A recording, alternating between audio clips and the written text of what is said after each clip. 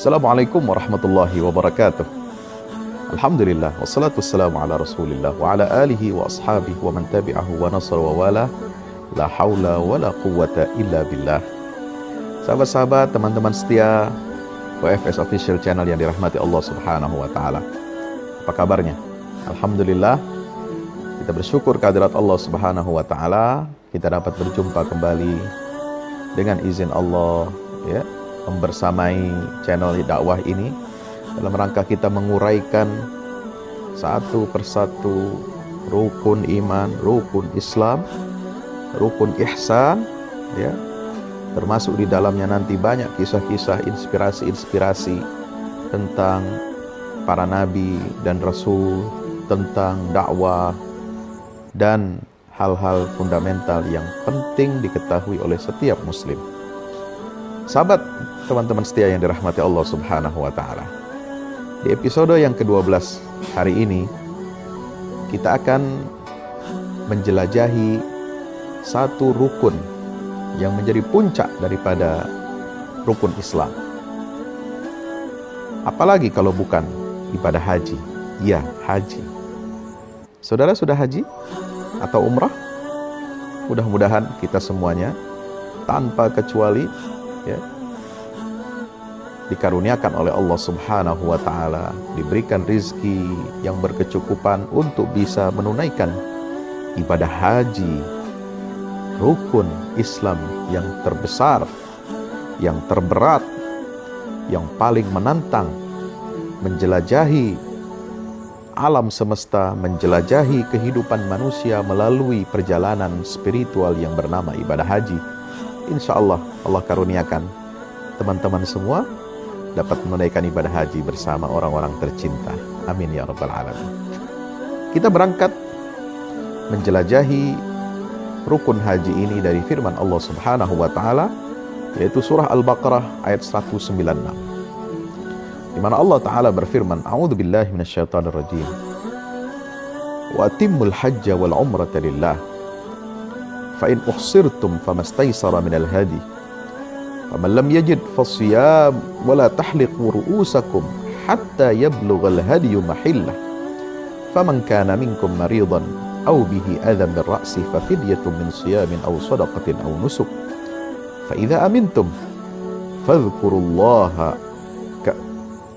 faman tamatta'a bil umrati ila al hajj fa idza amintum faman tamatta'a bil umrati ila al hajj famastaysara bil hadi faman lam yajid fasiyamu thalathati ayyamin fil hajj wa sab'atin idza raja'tum tilka 'asharatun kamilah dzalika liman lam yakun ahlu hadiril masjidil haram wattaqullaha wa'lamu annallaha syadidul iqab.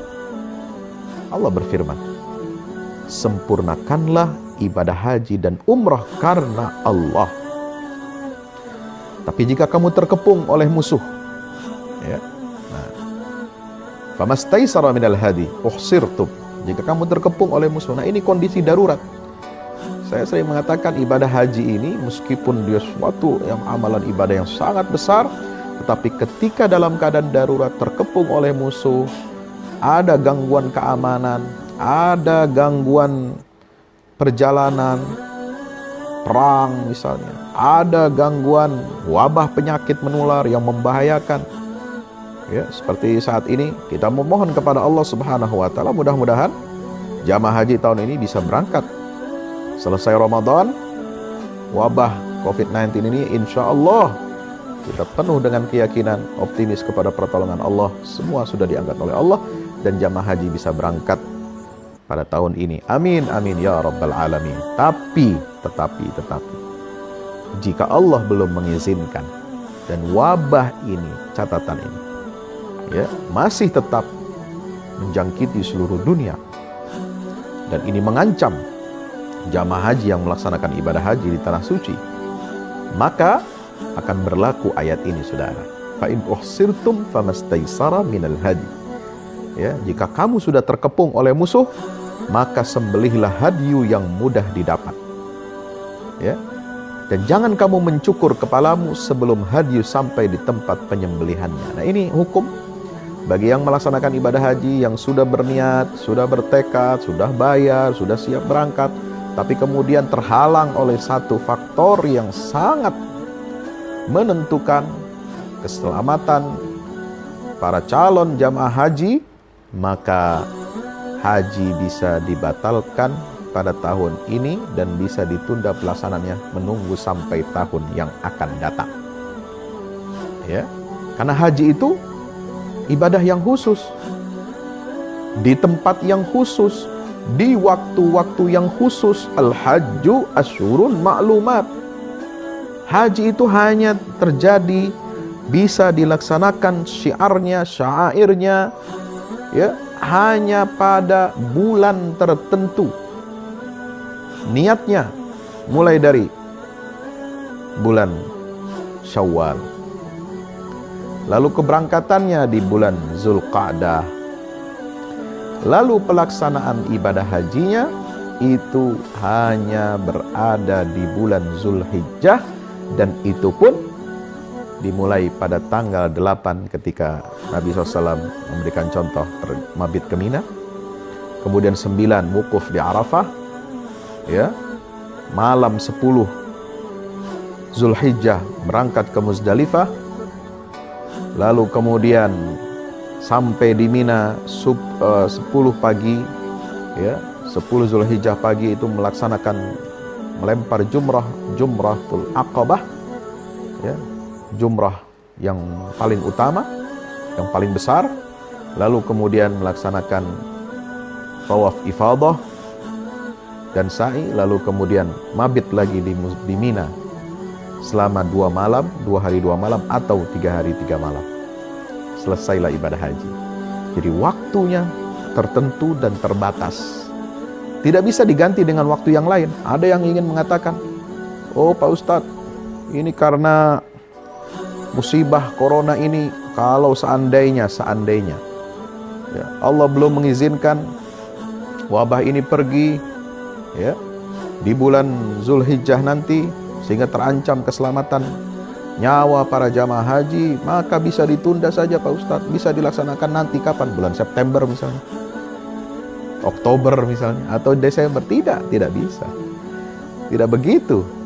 Kalau dia dibatalkan pada tahun ini karena alasan keamanan, maka dia harus dibatalkan, ditunda pelaksanaannya sampai tahun depan berikutnya di bulan Zulhijjah, bulan yang sama, tanggal yang sama, dan tidak bisa ditukar waktunya, tanggalnya, tempat pelaksanaannya, kecuali hanya di mana? Di Masy'aril Haram, Makkah, Arafah, Mina, dan Muzdalifah.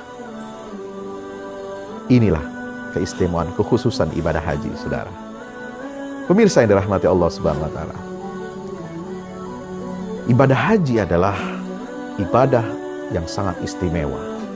Tetapi banyak di antara kita, mungkin ada yang pernah melaksanakan ibadah haji, atau yang berharap sudah pernah tetapi merasa belum sempurna lagi, atau pengen lagi balik melaksanakan ibadah haji, ya. Padahal haji itu diwajibkan hanya sekali dalam seumur hidup. Ya. Kalau dia mengulangi lagi melaksanakan ibadah haji, maka itu jatuhnya sunnah saja. Tetapi pahalanya luar biasa ibadah haji ini. Ya. Man hajja falam yarfuth walam yafsuq kharaja aw raja'a min dhunubihi kayaumi waladathu ummuh. Siapa orang, ya, yang pergi ibadah haji, melaksanakan haji, kemudian dia tidak berkata-kata kotor, tidak berkata-kata kasar, ya, maka, atau dia tidak berbuat fasik, maka dia kembali setelah melaksanakan ibadah haji, dosa-dosanya telah diampuni seperti dia baru lahir dari rahim sang ibu. Ya. Al-hajjul mabrur laisa lahu jazaa'un illal jannah. Haji yang mabrur, yang diterima oleh Allah Subhanahu wa taala, yang menebarkan kebaikan, maka kata Nabi SAW, tidak ada balasannya kecuali surga dari Allah Subhanahu wa taala. Allahu akbar. Istimewa ibadah haji. Ya. Apa istimewanya ibadah haji, Pak Ustadz? Ibadah haji ini, kalau kita mengerti ya, hikmahnya, maqasidnya luar biasa. Ya, ini adalah ibadah yang harus melibatkan feel kita, feel the journey, feel the Hajj experience. Ya, kalau hanya sekedar berangkat, mampu secara finansial, sehat secara fisik, ya, tetapi dia melaksanakan ibadah haji itu tidak serius, tidak sungguh-sungguh, dia menganggapnya hanya seperti seolah-olah pelesiran, menikmati fasilitas hotel bintang 5, tenda ber-AC, ya, bintang 5 di Makkah, di Arafah, di Mina, ya. Kemudian menikmati hidangan makanan hotel bintang 5 dengan fasilitas itu, tetapi kemudian dia tidak merasakan, tidak ada feeling ketika dia melaksanakan setiap rangkaian rukun daripada manasik haji dan umrah. Subhanallah, merugi saudara. Ya. Lalu kemudian dia mengabaikan hal-hal yang bertentangan dengan ibadah haji ini. Sayang, biaya yang dikeluarkannya sungguh besar, sungguh mahal. Antrian yang sudah dia tunggunya begitu lama. Ya, kalau dia melaksanakan ibadah haji hanya sambil lalu saja, tanpa ada penghayatan, tanpa ada pemaknaan, tanpa ada feeling apa hikmah daripada setiap rangkaian manasik ibadah haji, ya Allah, sedih, sangat prihatin, sangat disayangkan. Ya, wal-iyazubillah. Teman-teman sahabat yang dirahmati Allah Subhanahu wa ta'ala, ketahuilah haji ini adalah skenarionya ditulis oleh Allah Subhanahu wa ta'ala. Ya. Siapa pelakunya? Siapa bintang? Kalau ibaratkan film, bintang utamanya siapa? Ya manusia itu sendiri, hamba Allah. Yang awalnya itu adalah disyariatkan kepada Nabiullah Ibrahim alaihissalam dan Ismail alaihissalam. Di mana tempatnya, kejadiannya, lokusnya? Ya, hanya ada di Masy'aril Haram atau situs-situs suci, yaitu di Mekkah, Mina dan Arafat. Berapa lama waktunya? Hanya 6 hari. Tidak lama. Itu paling maksimal. Dari tanggal 8 kalau yang mau ke Mina dulu sebelum wukuf, 9 wukuf, kemudian 10 jumrah, ya, Aqabah, ya. Setelah itu tawaf ifadah, kemudian 3 hari 3 malam atau 2 malam itu bermabit di Mina, laksanakan 3 jumrah setiap harinya, ula, wusta dan Aqabah, lalu kemudian tahallul. Subhanallah. Ya. Apa pesannya dari ibadah haji ini? Yang paling inti adalah bangunlah ketakwaan kepada Allah dalam hidupmu. Build taqwallah in life, in your life. Subhanallah. Sesederhana itukah? Iya. Takwa ini kelihatannya mudah diucapkan.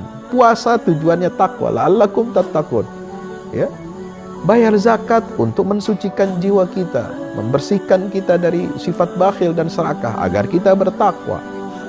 Haji kok Pak Ustadz bilang pesannya adalah untuk membangun takwa. Oh, berat sekali berarti takwa ini. Memang semua itu, rangkaian semua rukun Islam itu ujungnya satu, menciptakan, ya, mengkondisikan kita agar benar-benar bertakwa kepada Allah Subhanahu wa ta'ala dalam seluruh aspek kehidupan kita. Allahu Akbar.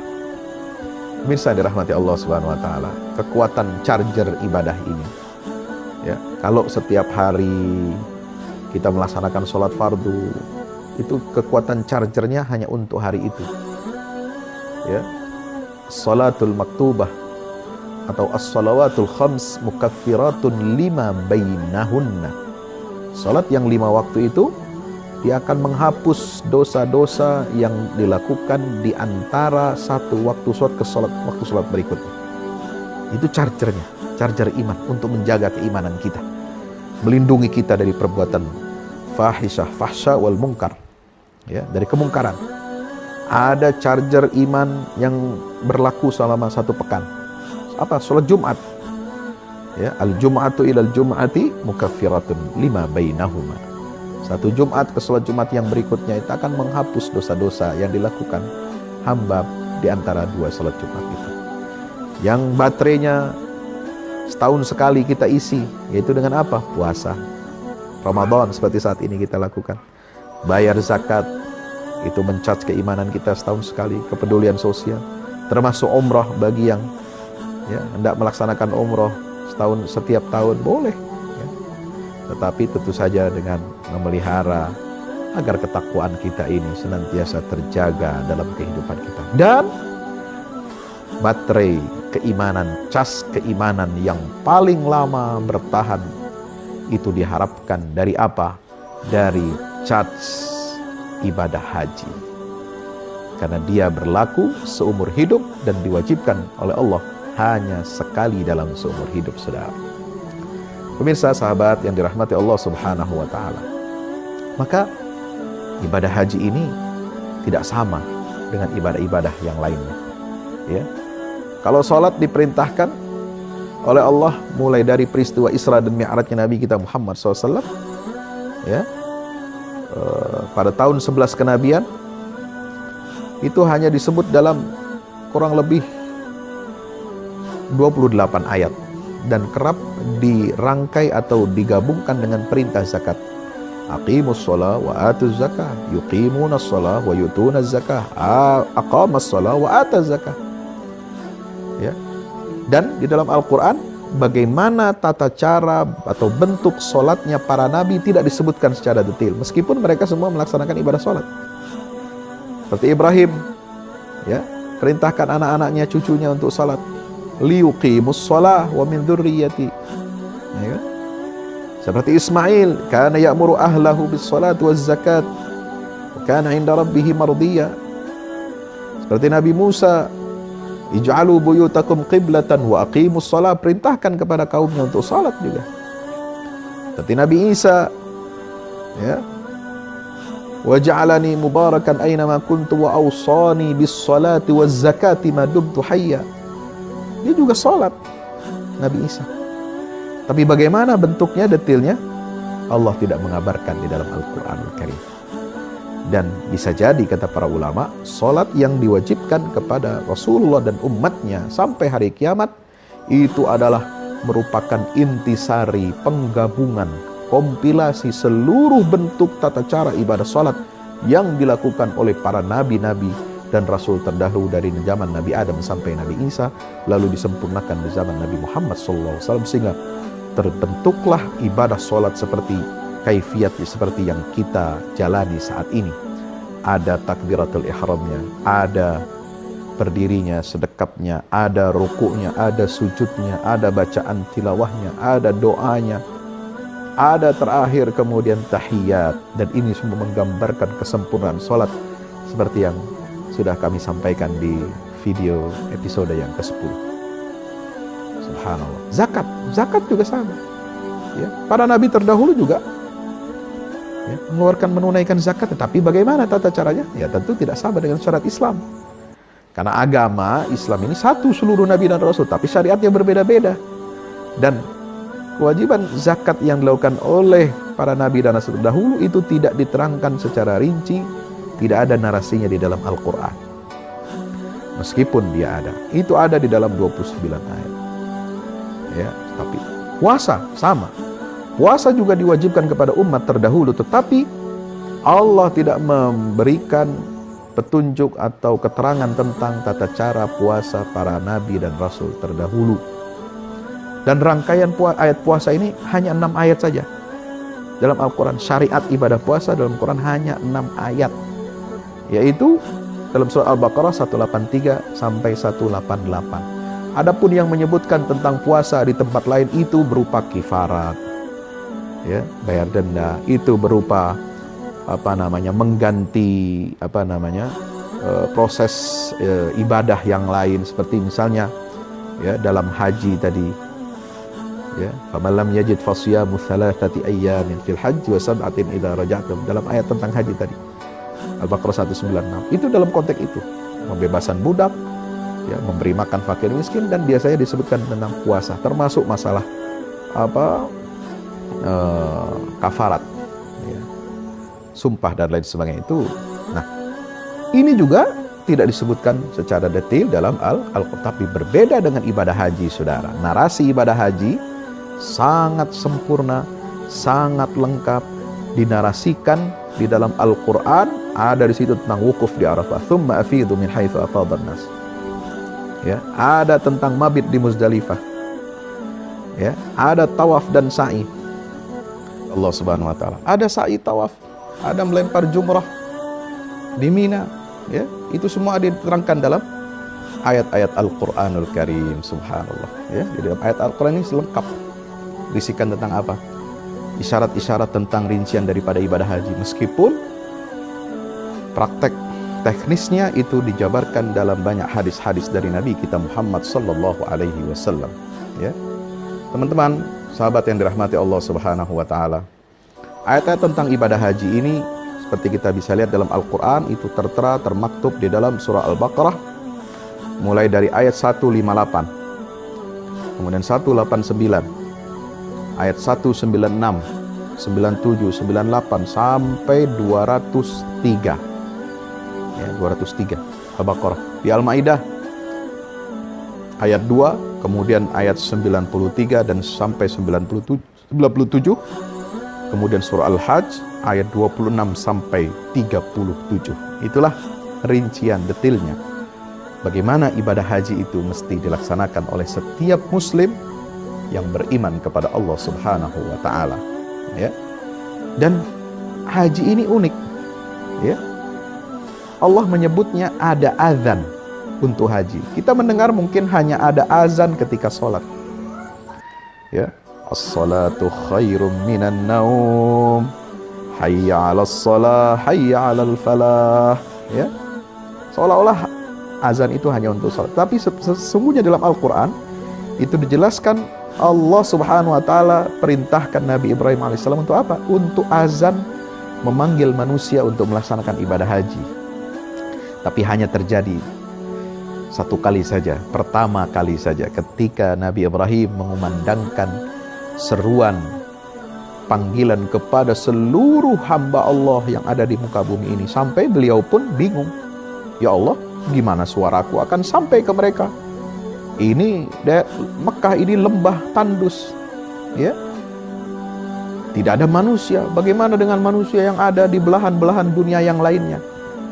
Bagaimana mereka mau bisa mendengar suara saya? Bagaimana yang ada di negeri-negeri lain? Bagaimana yang belum lagi lahir bisa mendengar seruan aku? Kata Allah Subhanahu wa taala, engkau azan saja, aku yang akan menyampaikan suaramu dan seruanmu itu kepada seluruh orang-orang yang beriman. Subhanallah. Maka di dalam surah Al-Hajj dinyatakan, ya, wa idh bawwa'na li Ibrahim makanal baiti alla tusyrik bi syai'a wa tahhir baiti lit-ta'ifina wal qa'imina war ruk'is sujud. 26. Wa adzin fin nasi bil hajji ya'tuka rijalan wa 'ala kulli dhamir ya'tina min kulli fajjin 'amiq. 27. Liyashhadu manafi'a lahum wa yadhkuru ismallahi fi ayyamin ma'lumatin 'ala ma razaqahum min bahimatil an'am fakulu minha wa at'imul ba'isal faqir. 28. Thumma liyaqdu tafathahum wal yufu nudhurahum wal yatawafu bil baitil atiq. 29. Dzalika wa may yu'azzib hurumatillah fahuwa khairul lahu 'inda rabbih wa ahillat lakumul an'am illa ma yutla 'alaikum fajtanibur rijsa minal awthan wajtanibu qaulaz zur. Subhanallah. Silahkan renungi artinya, maknanya ayat-ayat 26 sampai 30 surah Al-Hajj. Saudara yang dirahmati Allah Subhanahu wa taala. Maka mari kita renungi rahasia daripada pergerakan haji. Haji ini bukan hanya tidak seperti sholat, hanya berdiri di tempat, ya, lalu memuji Allah, bertasbih, bertahmid, bertahlil, bertakbir, membaca atau tilawatil Quran, lalu doa di setiap rukun, ya, tidak beranjak kemana-mana. Ini sholat. Puasa, ya, meskipun dia ada gerakan, tetapi gerakannya lebih kepada gerakan yang pasif, dan itu tidak diketahui oleh manusia karena berkaitan dengan apa? lapar, haus, dan menjaga kemaluan. Ya. Itu gerakan puasa adalah gerakan yang non fisik, lebih kepada latihan kesabaran, latihan kedisiplinan, latihan penghambaan yang total kepada Allah sebagaimana saya jelaskan di episode 11 kemarin. Ya. Tetapi ibadah haji, saudara, ibadah haji ini ingin mengatakan kepada kita bahwa raihlah imanmu, perbaharuilah imanmu, perbaharuilah ketakwaanmu, isi cat ketakwaan dan iman. Pemirsa yang dirahmati Allah, raihlah keimanan dan cat ketakwaan Anda dari praktek lapangan langsung. Itu yang menjadi pesan inti ibadah haji. Tidak seperti halnya salat, tidak ada gerakan berpindah-pindah tempat, tidak ada puasa, tidak seperti puasa yang hanya pasif menunggu di rumah, menunggu waktu berbuka. Tidak seperti ibadah yang lainnya. Haji adalah bagaimana upaya kita, ikhtiar kita meraih ketakwaan itu dari praktek langsung di lapangan. Inilah simbol daripada ibadah haji, saudara. Teman-teman, sahabat-sahabat setia yang dirahmati Allah Subhanahu wa Ta'ala. Maka kesungguhan ibadah haji ini dimulai dari mana? Dari adanya dua bekal. Pertama, bekal materi, wa tazawwadu. Yang kedua adalah bekal takwa. Fa inna khairaz zadi taqwa. Ada bekal finansialnya, ada bekal fisiknya, kesehatannya, keamanan transportasinya, nafkah keluarganya. Bagi wanita ada muslimah, ada mahramnya. Bekal takwa berupa niat yang ikhlas, muhasabah, muraqabah, dan harta yang halal. Jangan salah, harta yang halal ini penting untuk kualitas ibadah haji kita agar menjadi haji yang mabrur. Kalau dari harta, dari korupsi, dari mencuri, tidak mungkin haji itu menjadi haji yang mabrur. Tidak mungkin, karena bercampur dengan apa yang diharamkan oleh Allah Subhanahu wa Ta'ala. Ya. Dan kita penting memahami fikih tentang maqasid ibadah haji. Bukan hanya fikih manasik haji. Kalau fikih manasik haji kita bisa selesai ya, 3 jam ya, fikih manasik di ruangan tertutup. Ya, bisa di lapangan, bisa juga mungkin 1-2 hari kita belajar tentang manasik haji. Tetapi tentang maqasid haji ini memerlukan apa? Keterlibatan, feeling, perasaan spiritual kita ketika kita mendatangi, menapaktilasi rukun-rukun yang ada di dalam ibadah haji dan tempat-tempat suci di Makkah, Arafah, dan Mina. Maka ibadah haji ini adalah ungkapan tentang 2 hal. Yang pertama, dia adalah rihlah ilallah, perjalanan menuju Allah, dan rihlah ma'allah, perjalanan bersama Allah. Subhanallah. Kenapa? Ini menggambarkan tentang totalitas kehidupan. Haji bukan ibadah teoritis, saudara. Menghampiri Allah bukan hanya secara teoritis, tapi Allah mengajarkan kepada kita bagaimana menghampirinya di Baitullah, di Masy'aril Haram, di Makkah, di Arafah, di Mina, di Muzdalifah, itu dengan praktek lapangan, dan di situ ada keterlibatan Allah, kebersamaan Allah Subhanahu wa Ta'ala. Rihlah ma'allah wa rihlah ilallah Subhanahu wa Ta'ala. Ihram, apa maknanya, saudara? Ihram ini adalah satu perasaan, ada satu sikap spiritual. Bukan hanya pakai pakaian putih, bukan hanya kita tidak pakai pakaian berjahit, tidak pakai minyak wangi, tidak berhubungan suami istri dan sebagainya, saudara. Tetapi lebih daripada itu, simbol bagaimana seorang hamba Allah mampu menjaga dirinya dalam batas-batasan aturan syariat Allah. Apa yang diharamkan oleh Allah harus kita jauhi. Ketika ihram, kita menjaga seperti itu. Di luar ihram, setelah pulang ke tanah air masing-masing, kita tetap berihram. Dengan apa? Dengan cara kita konsistensi, komitmen untuk senantiasa berada di dalam batasan syariat Allah Subhanahu wa Ta'ala. Talbiyah, labbaik Allahumma labbaik, ini simbol memurnikan Allah. Tauhid yang khalis, yang ikhlas, dan sekaligus proaktif. Karena itu apa? Labbaik Allahumma labbaik mengandung arti, ya Allah, aku datangi seruanmu. Ya, aku datangi panggilanmu, labbaik wa sa'daik. Ya, bukan hanya iya ya Allah, iya, tapi gak datang, itu bukan labbaik namanya. Tapi mendatangi seruan Allah, proaktif.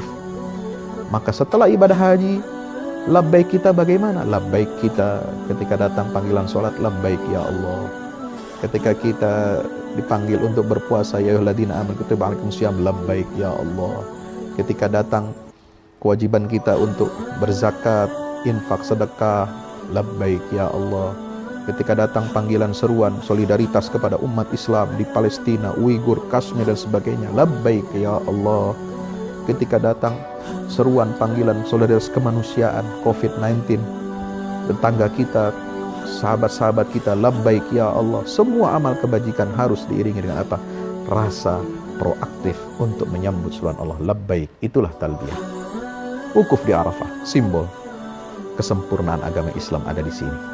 Allah turunkan wahyu, al-yauma akmaltu lakum dinakum wa atmamtu alaikum ni'mati wa raditu lakumul Islam madinah. Di sini saudara, ketika Nabi menyampaikan khutbah wada'nya, terangkan semua rincian ajaran Islam, tidak ada yang berkurang, tidak ada yang lebih.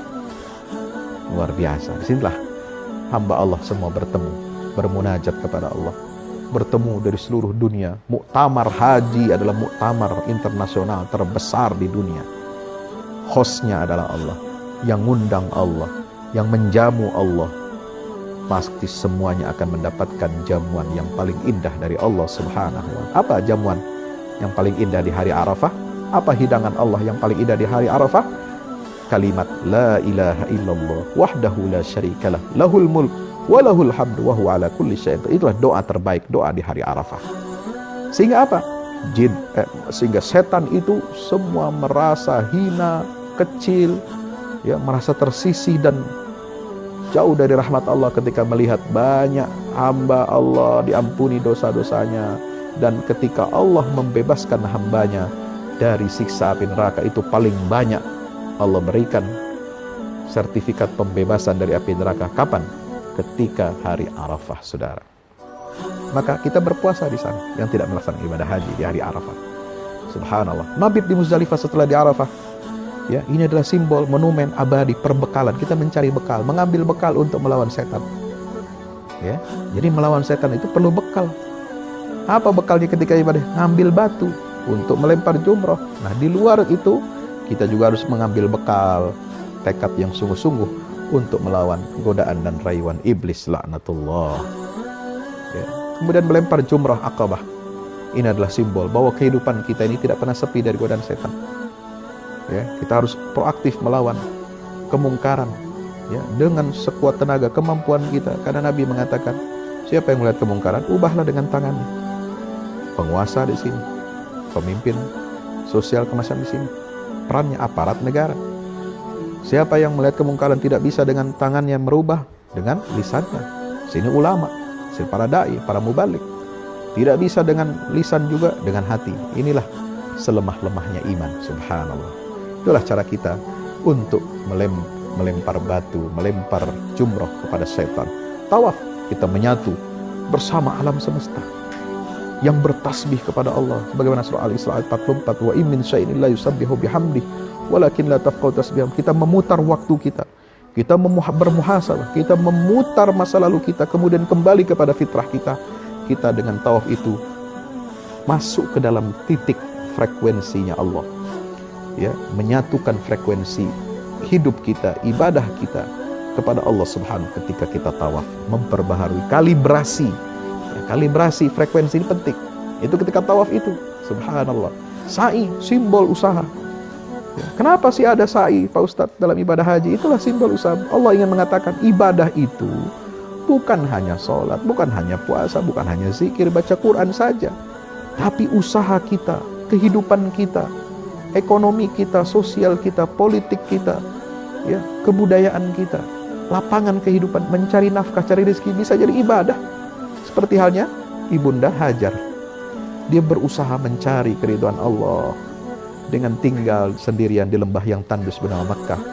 Ya, mengasuh putranya Ismail. Dia cari nafkah untuk Ismail, cari minum. Itu bernilai ibadah untuk anak. Ya, orang tua mencari nafkah buat anaknya, ini ibadah. Ya, ibu merawat mengasuh anaknya, ini ibadah.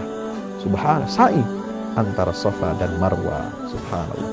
Lempar jumrah, ula wusta Aqabah, simbol, ya, ula wusta Aqabah, simbol monumen yang melambangkan apa? Ketegaran iman anak Ismail, ketegaran iman seorang ibu seperti Hajar, ketegaran iman seorang ayah seperti Ibrahim. Inilah menjadi keluarga surgawi, keluarga yang dinanti-nantikan oleh para malaikat ketika masuk ke dalam surga. Salamun alaikum bima sabartum fa ni'ma uqbaddar. Subhanallah. Malaikat memberikan sambutan dan mengucapkan selamat kepada kita ketika kita sekeluarga masuk surga. Terakhir adalah tahallul, mencukur rambut. Apa artinya? Mencukur rambut adalah mencukur semua keburukan-keburukan kita. Itulah nilai daripada ibadah haji. Tekad komitmen untuk mencukur habis kesalahan, kekeliruan kita, melupakan masa lalu kita, menjadi hamba Allah yang baru, yang kembali bertaubat kepada Allah Subhanahu wa Ta'ala. Dan tumbuh rambut baru itu menandakan apa? Komitmen untuk kita selalu bersegera untuk melaksanakan kebaikan.